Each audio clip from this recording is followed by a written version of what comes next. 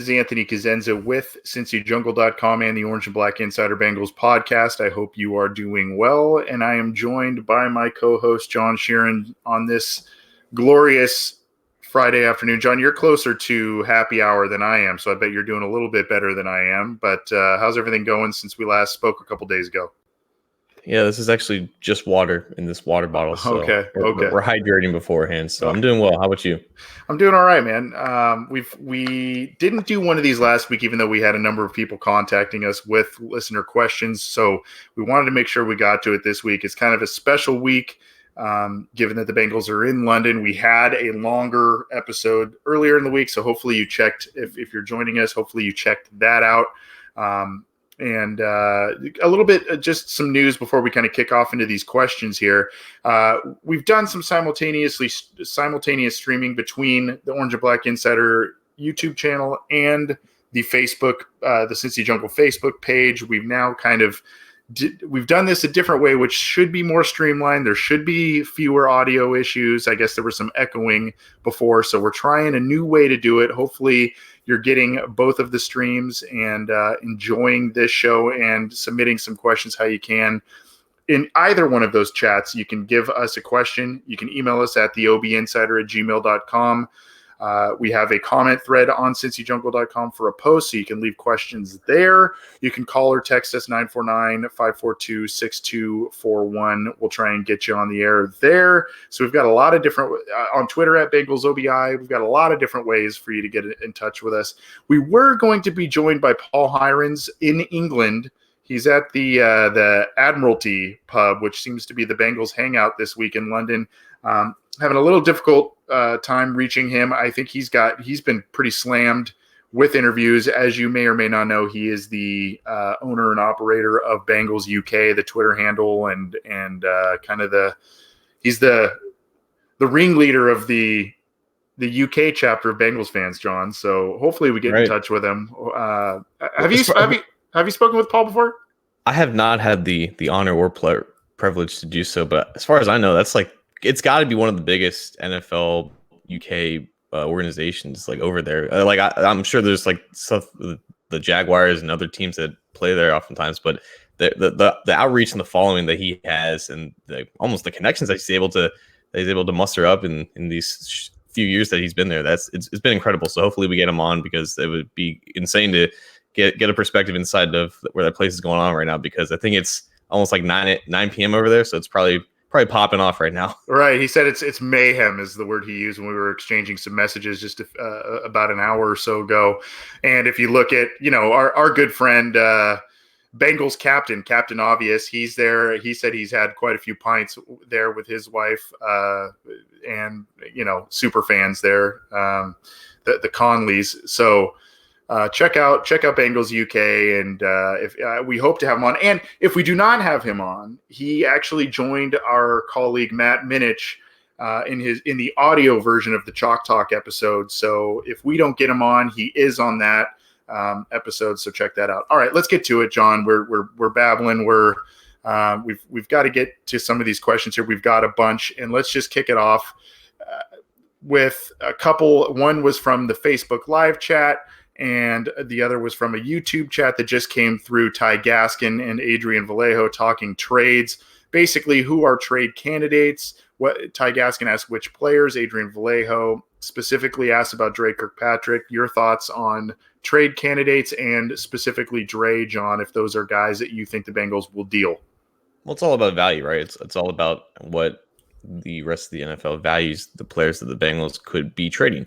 And right now, the guy with the biggest value is AJ Green. That's why there's so much discourse surrounding that potential transaction. AJ, Cordy Glenn, Joe Mixon, Tyler Eifert. I think those are guys who have value that the NFL would covet. Specifically, a team that is contending right now and could make a playoff push this year. Guys who don't have a lot of, or no guaranteed money left on their contracts. Guys who could be able to move easily, and guys who could contribute immediately. I think when you talk about Dre, there's not a lot of dead cap left on his deal. I think closer to around 8 or 10 million. But at the end of the day, he's like an average cornerback, and I don't know what an average cornerback would net you on the open market, because for all intents and purposes, player value is extremely arbitrary when it comes to trades. Like you saw Mohamed Sanu get traded for a second round pick, and then Emmanuel Sanders for like a third and fourth. So it really all depends on what the buyer in this case really values the asset in this case. And if it's Dre, I'm not sure you would get a lot. And I think if you were to trade Dre, it would be after a couple of other trades where you're basically like, we're fire sailing this thing. I wouldn't have Dre be like the one guy you trade because the return on investment is probably not what you're looking for there. So we've got a call on the line, John, already. I believe it is our good friend Terrell. Is that the case? Terrell, is that you?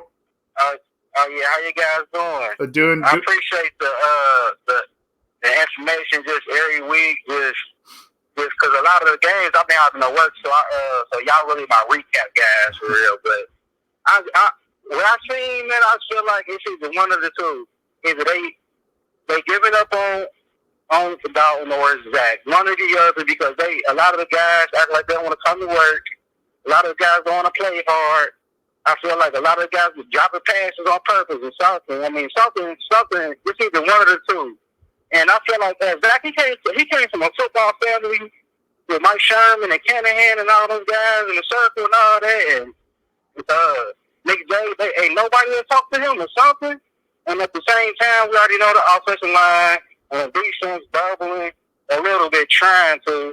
And I'm just lost for words. And it's either a playmaker or a quarterback for the number one pick. And I'm going to leave out with that. All right. Thanks, Terrell. Good point about Zach Taylor and the team body language. John, this spring, before the injuries hit, before the losses hit, this spring was all about how great and refreshing Taylor's approach was, how he's engaging. He's a younger guy, a little more energetic. He's engaging with players, particularly on the offense. There were a number of different players coming out saying, this was a great hire. We're going to surprise some people. We're going to do some things.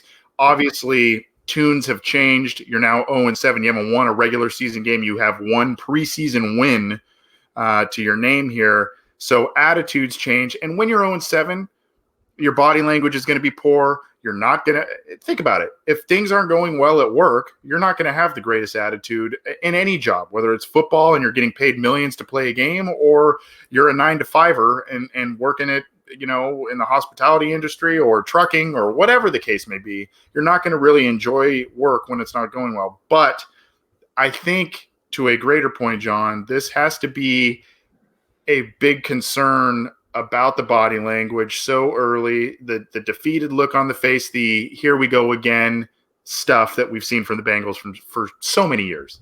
It's been said once, it's been said 100 times. Players don't tank, coaches and teams in that sense do. And so I don't think the players are doing any of this stuff on purpose. But like you said, with all this, hype and talk and discourse about Zach Taylor in the offseason, it would be great. And it's going to go great as long as it works. And 7 weeks in, there is a certain tangible feeling around the players in the locker room that you have the sense this guy probably doesn't know what he's doing yet. And it's a little harsh on Zach because he's really inexperienced and he's really taking a lot of responsibility and hasn't really been set up for success. But yeah, when you're 0-7 and you have one of the worst teams, if not the worst team in the league, the natural culture and body language about the entire team is going to look like they're tanking. But I don't think the players are tanking. I don't think they're doing this on purpose. I don't think they want to lose. I sure as hell don't think Zach wants to lose. But they're just not being put in the right situations right now. They're just not a good team. So that's just how it's going to look. That's just how the nature of it's going to be. I don't think they're specifically tanking, specifically when talking about the players. But yeah, man, like there's a lot of hype with Zach Taylor going into this. But if it doesn't work, it doesning work, and that's just the reaction and the response and what you're going to see from those players. Yeah, and I think we maybe we being whoever, the entire fan base, some of us, I don't know. Overblew a little bit of the talent that maybe was on this roster, and then important injuries hit, and that lethal combination with the inexperience of the coaching staff has basically led to where they're at. Look, it's not fun for any of those guys to come to work when you're 0-7 and by all intents and purposes already out of the playoff picture, less than halfway through the season. So, even last year at this point in the year, they were on a losing streak, but they were still in the playoff picture. and then the losing hit at the end of the year. But now it's kind of the exact opposite. And really, unfortunately, I mean, they've won one game basically in almost an entire season's worth of games at this point, John. Their last 16 or so games, I mean, I think they maybe have 1 win. So a lot of these guys haven't experienced a lot of winning lately, and it shows. To that point, and to your point, we're going to kind of parlay that into another question, an email from John Telly. What do you, and there's a lot of questions in the live chat about Zach Taylor and if he's in over his head and all that kind of stuff. So I guess this will kind of be a culmination of all those. John Telly in an email kind of says, which right now do you find the most likely scenario in terms of a multiple choice on Zach Taylor? He's the guy for Cincinnati, and he just needs a year and another draft class, maybe a new quarterback, and he will show that he's the guy. He's in over his head and will never be more than a successful position coach in the NFL, or he'll leave either by his own volition or being fired after a non-successful run here, but will be successful elsewhere. I think you just have to look at who Zach Taylor is and what your own evaluation of him is. If you watch Bengals games and you think, okay, there's a direction, there's a sense of direction and plan here for what he wants to do, but he just doesn't have the personnel to do it, then yeah, you could sensibly think that he could get an opportunity somewhere else to maybe grow more as an offensive coordinator first, and then maybe develop into another head coaching gig down the line, goes to an organization that sets him up better for success early on. Yeah, he could have a better start now. Like he was, it's not like this was all going to be fixed in a year. And I think the people who thought that were just way in over their heads, more in over their heads than Zach Taylor in terms of expectations. He's not going to get fired in a year. He's probably not going to get fired after 2 years. Now, if they don't win more than like a handful of games, that might be another story. But I think they're willing to be patient because this was not something that was just going to magically fix over the year, because they're just not active enough in terms of turning over the roster to make that happen. He's not going to magically, wave his wand and magically turn these players into good players. That was the hope for some players who have underwhelmed towards the latter end of the Marvin Lewis tenure, but it's not like he was going to magically fix everything. Now, to the extent, I don't think anyone thought it was going to be this bad. And I think this is the difference between an experienced coach, Marvin Lewis, and his staff working with an underwhelming roster compared to a head coach who's never been a head coach before and a very inexperienced coaching staff. And that's kind of the results that we're seeing right now. But I definitely think that he needed a year and probably another 2, because honestly, man, like, is this team really going to be competitive in the next year or two? And not unless something major happens in the positions that they're weakest at and the most important positions on the roster that just have no depth or talent whatsoever. So yeah, he's in and over his head because he wasn't really set up for success for an organization that is the least aggressive in the NFL.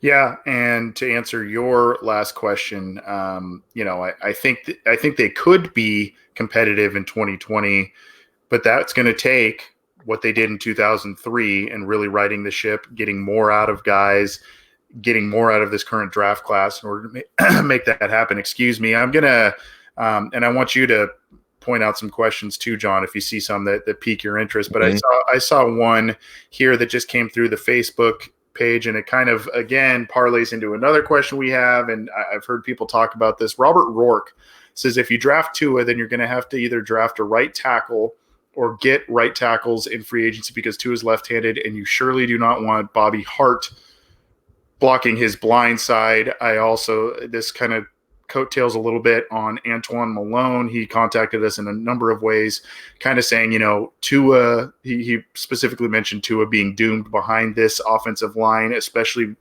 with the fact that he's playing behind what's always a good offensive line in Alabama. Maybe that elevates his play a little more than some of these other guys. I don't know. Your thoughts on that? It's just a different way. It's not something you think about a lot because there's not there's not a lot of lefty QBs out there. So they have Jonah on the team. He still has yet to play. We think he's going to be pretty good. We don't know for sure, but I don't know. Do you have any kind of specific thoughts on that? Him being a lefty, I thought that was kind of an interesting take that I didn't really think about before.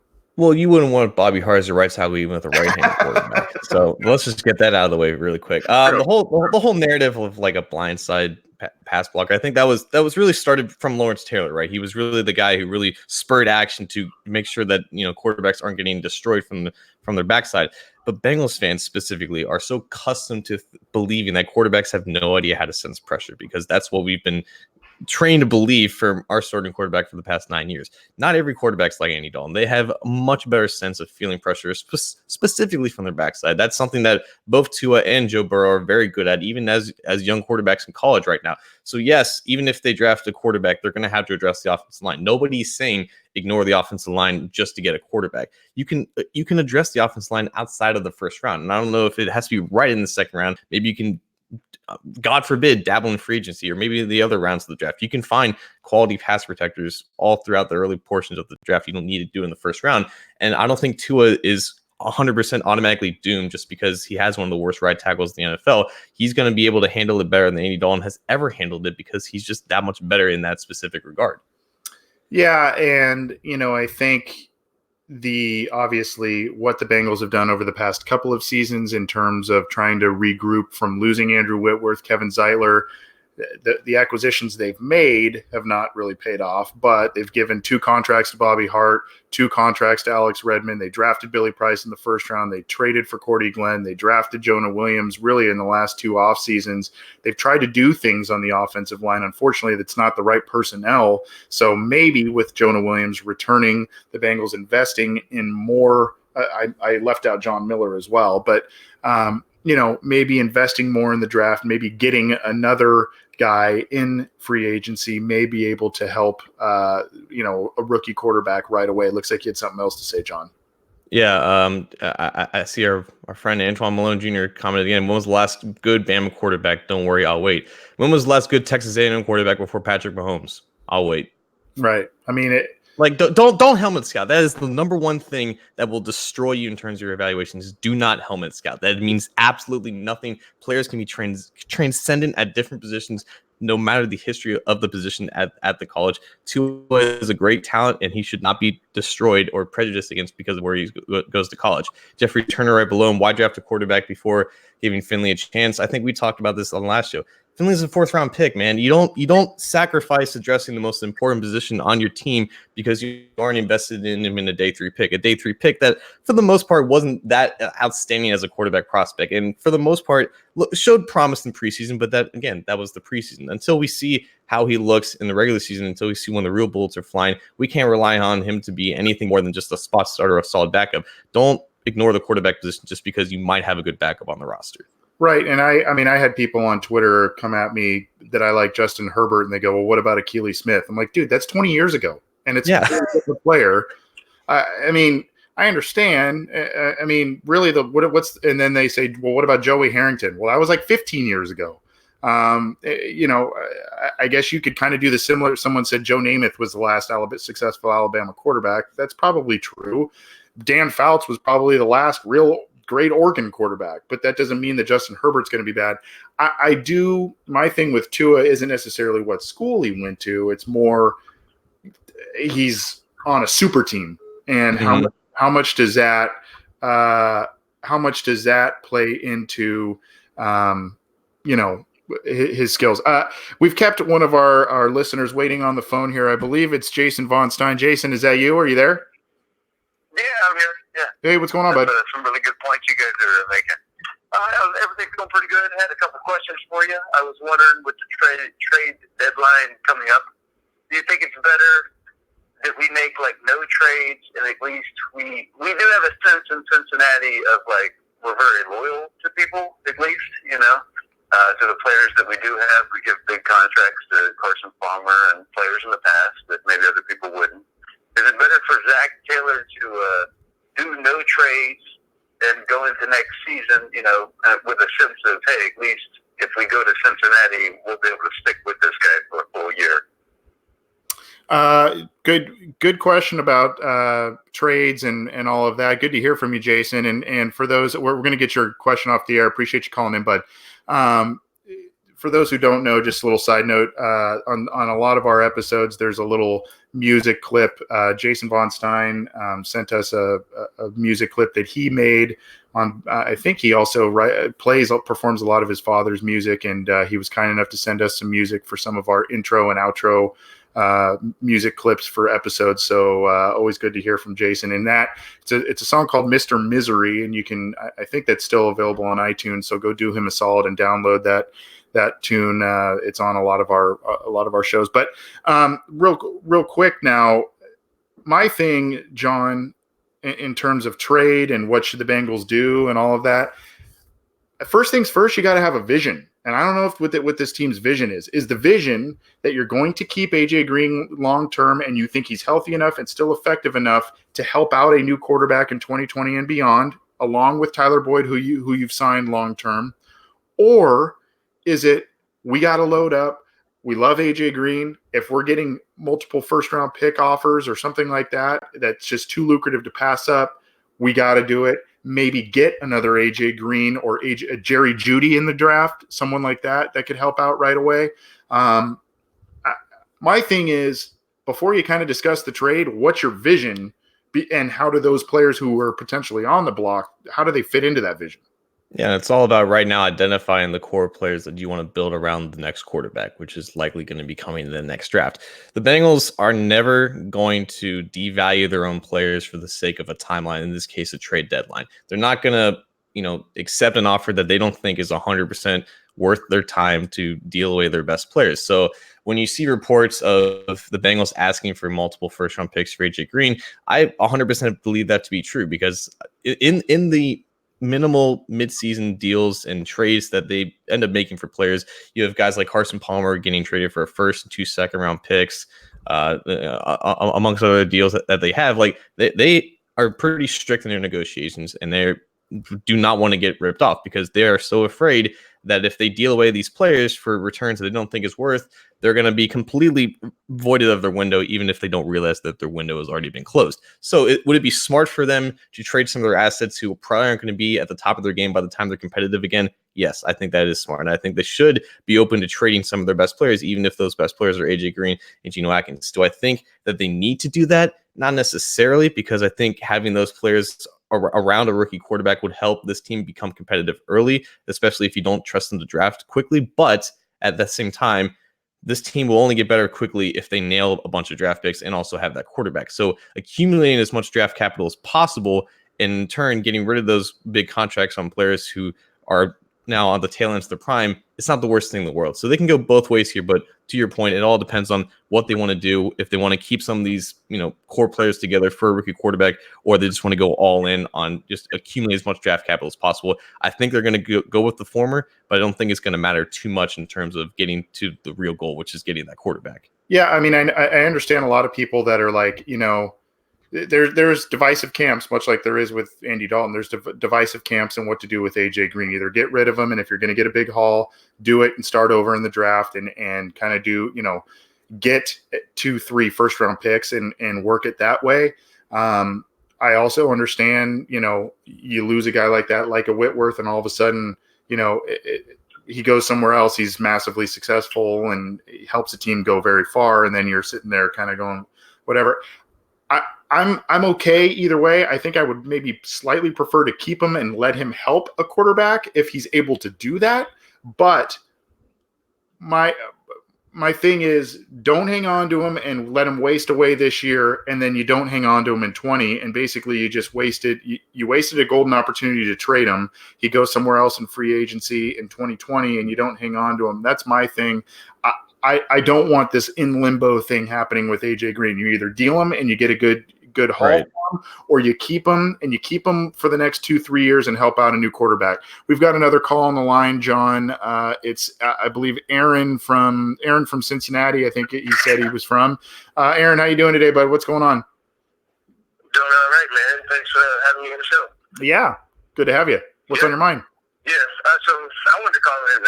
There was some things I was seeing on Twitter at the behest of oh my God, John here, man. He was taking a real beating from a few Twitter fans asking him questions his loyalty as a fandom, and I just wanted to say, call it in support of my man John here. I just wanted to let you know that these people, it comes down to two different trains of thought. These people, I don't believe, are really Bengals fans. They're Cincinnati fans.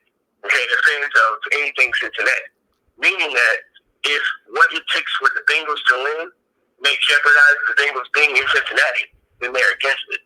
So it's these people, they question your fandom, but the thing is, it's almost like a divide and a cake. Like you're a Cincinnati fan or you're a Bengals fan, and it's just really frustrating when these fans support a losing culture just so they can keep it in the city or not risk losing it. I'm from Cincinnati as well, as I said before.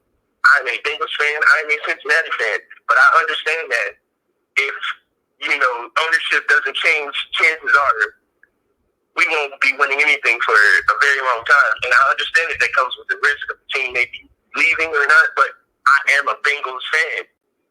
So with that being said, I mean, if that's what it takes to make the Bengals competitive, consistently entertaining team, at the very least, I'm all for it. And I just want you to know you're not alone in that mindset. So appreciate it, Aaron. I know my co-host John appreciates it. Thanks for tuning in, bud, and have a good rest of your weekend. We'll talk to you soon. Thanks, Aaron. So, John, we talked a little bit about this on this week's episode, right? Towards the end of it, you kind of explained your position a little bit, and I get it. There are people that are we all are heavily invested in this team. I think there just comes a point, and for me, it's a little different because I'm not from Cincinnati. I don't live anywhere near Cincinnati. I've only gone there to go specifically 2 games, but that doesn't mean I haven't spent significant amounts of money to see the team on memorabilia, thousands and thousands and thousands of dollars. Literally, I have spent on this team. I've spent countless hours covering the team, whether it's objectively or, kind of injecting my own opinion through Cincy Jungle, this podcast, all that kind of stuff. I mean, I'm invested. I know that people like yourself that are from the area are invested, but at the same time, they're not reciprocating. They're much like on a lesser scale with what they said about Andy Dalton, how they're not living up to the bargain that they said in surrounding him with talent. They're not living up to their end of the bargain with the people in terms of the product they're putting on the field, and that's kind of the bottom line.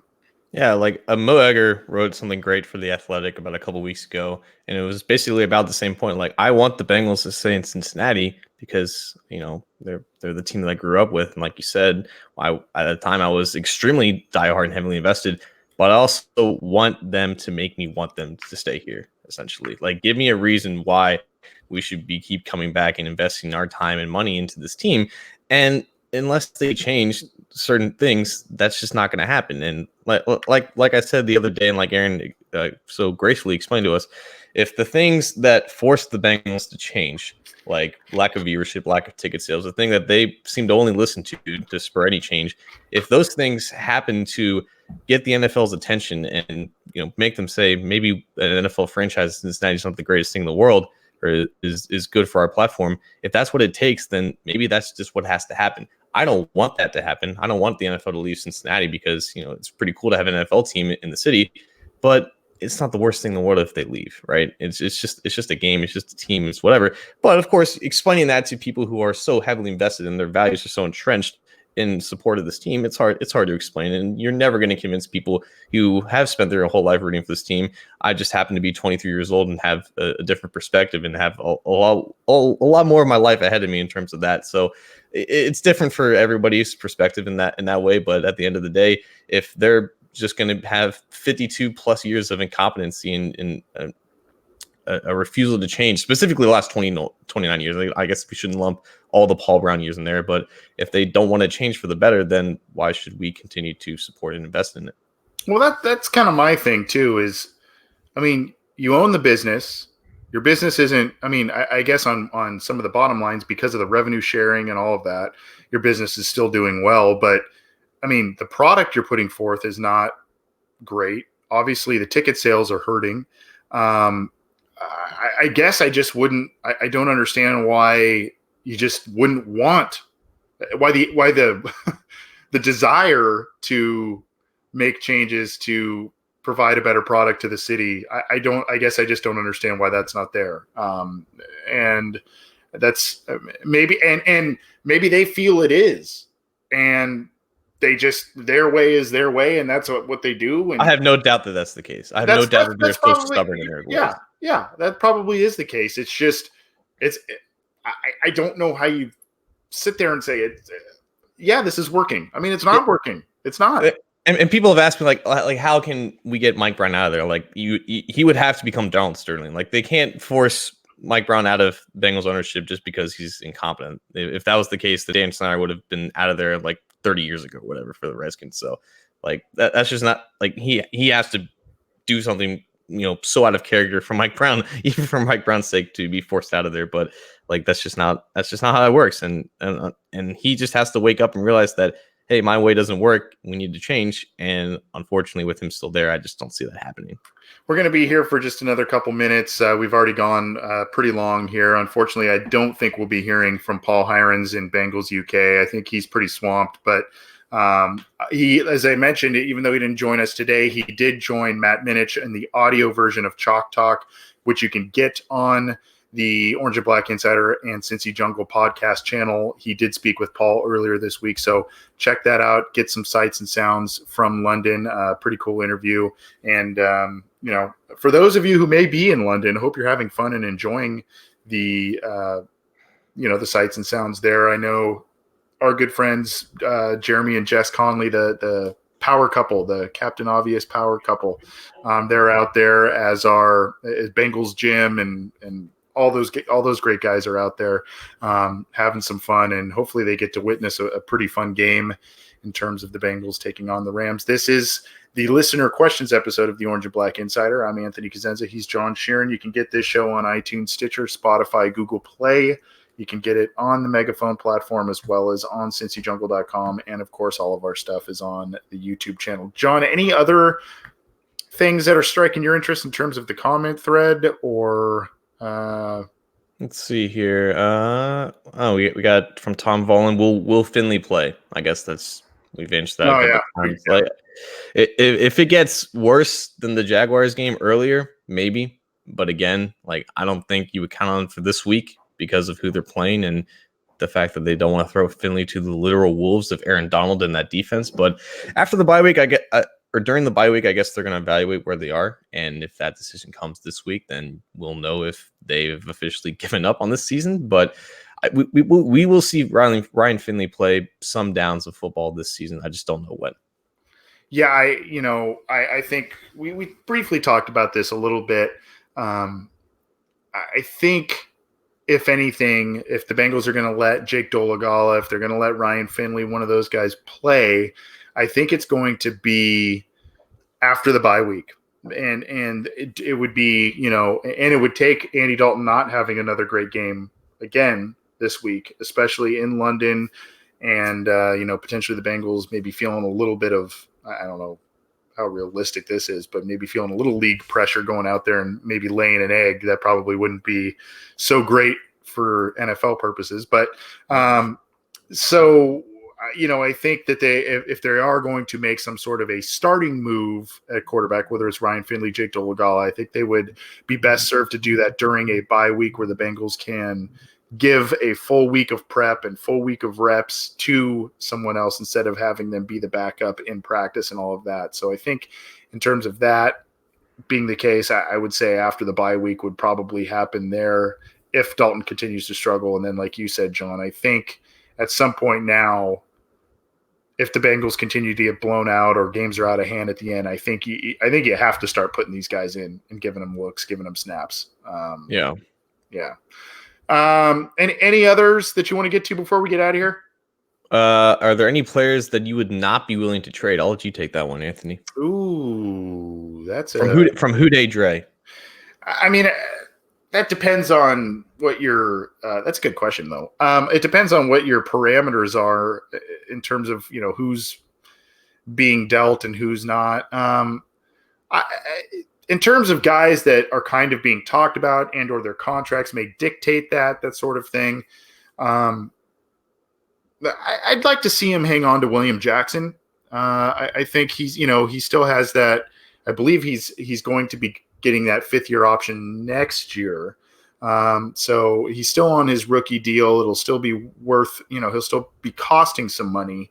But he's not on his second contract yet. And I think these last 2 seasons, the entire defense hasn't played well. So and he's part of it. He has not played well, and I think there were some big expectations going into the 2018 season based on some things we saw at the end of 17, and he hasn't lived up to those. But I still think the athleticism's there. I think when the team plays better, he's going to look better.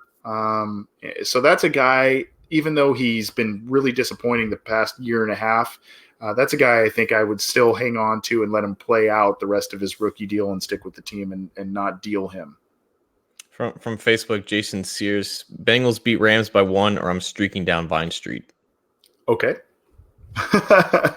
Make sure it's Vine Street, not Short Vine, because I'm way closer to the Short Vine and I don't want to see that. Yeah. Good thing I'm a long ways away from that. I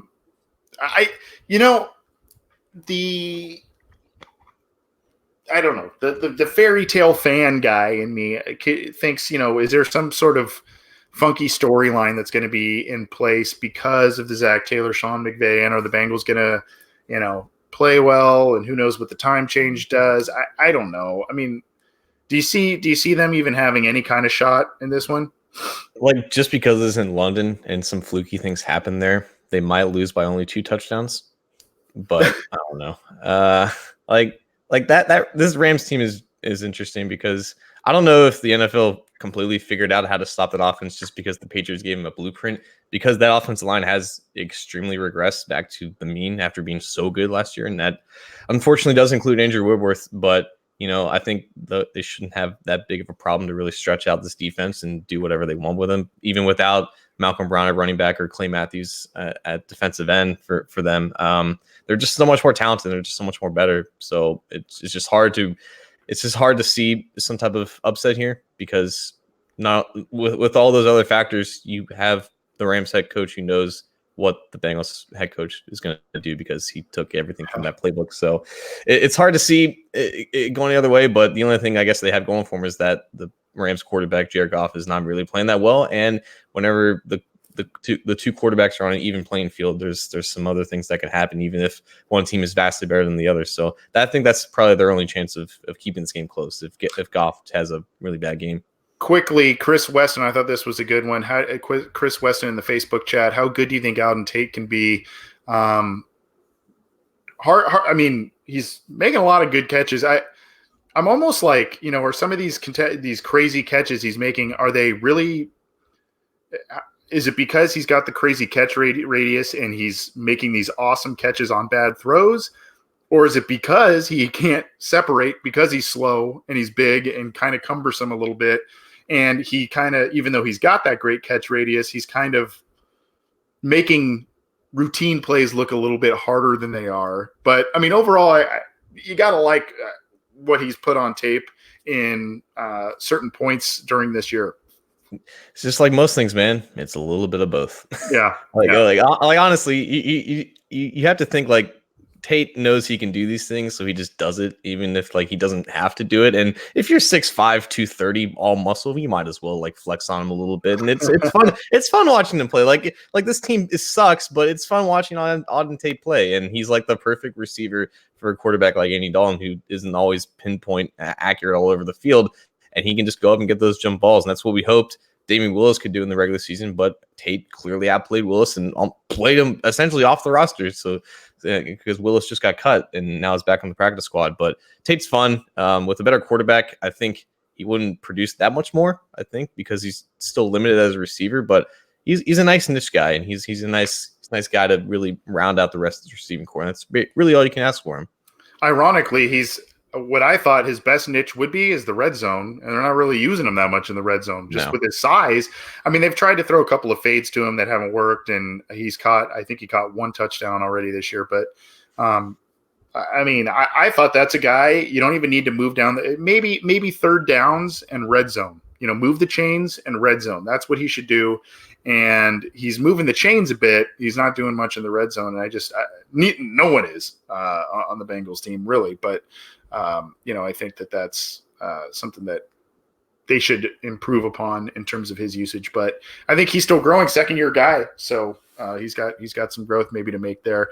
We're going to get out of here. We've gone a little long, but this has been an awesome session. A lot of questions, a lot of calls, good stuff from a lot of people. I do want to say kind of a little bit of a final thought. Jason Von Stein, who called in earlier, left an interesting comment saying, would you rather keep going with Dalton or change to Finley and risk going 8-8, thus preventing getting a great quarterback? I've said this a bunch of times, John. In this sense, the Bengals could theoretically have their cake and eat it too. If they really wanted to be aggressive, make moves, if they wanted to move up and package a deal, if they end up winning games at the end of the year here, if they want to move up and get a quarterback, they can do it. It's just a matter of their willingness to do so. And they haven't shown the willingness to do so in terms of parting with those draft picks. A lot of other teams, Chiefs moved up for Mahomes, Houston moved up for Watson. These teams do that. And the Bengals can theoretically do it if they want to. They can win games and still move up and get a guy. It's just a matter of if they want to do it. That's my take. Yeah, Jason, I love you, man, but I think they're more risking 5-11 than 8-8 with Finley. Yeah. Maybe you win a 4 or 5 games there. I don't think you're rattling off 8 in a row with Ryan Finley, but we'll see. Thanks everyone for tuning in. Enjoy the game. Hey, it's at least, I think now that they've changed the time, at least for us West Coasters, these games used to be on at like 6 a.m. Yeah. It was brutal. So at least now they've changed the time so that it's at a normal, so that normal human beings in the United States could watch it. So I don't know. You doing anything? You having any kind of British beer or anything while watching the game, John? Doing anything special for the? No. Wearing a red coat, a British red coat. Yeah. I'm gonna be hungover the next day, so probably not gonna do that. Oh yeah, you're doing the Halloween crawl at Ohio U. Right? Oh, that's gonna be all. I'm gonna have to get up at 9 to drive back. Oh, but at least the game's not starting at 9. So like you said. Well, be safe and have fun, my friend. Thanks, man. Yeah.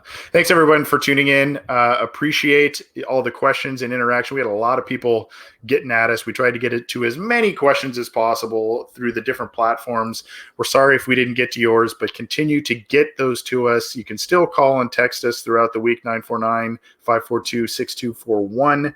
You can email us, theobinsider@gmail.com. You can tweet at us at BengalsOBI. You can get in touch with John and I. We love hearing from you, and we try and we've had so many of these questions, we can't tag them onto our weekly show anymore. We have to have a standalone show, so that's why we've separated them. But appreciate it, and enjoy this week. And if you're in London, have fun, be safe, have a safe trip back, and go Bengals, I guess. See you, John. See you, man.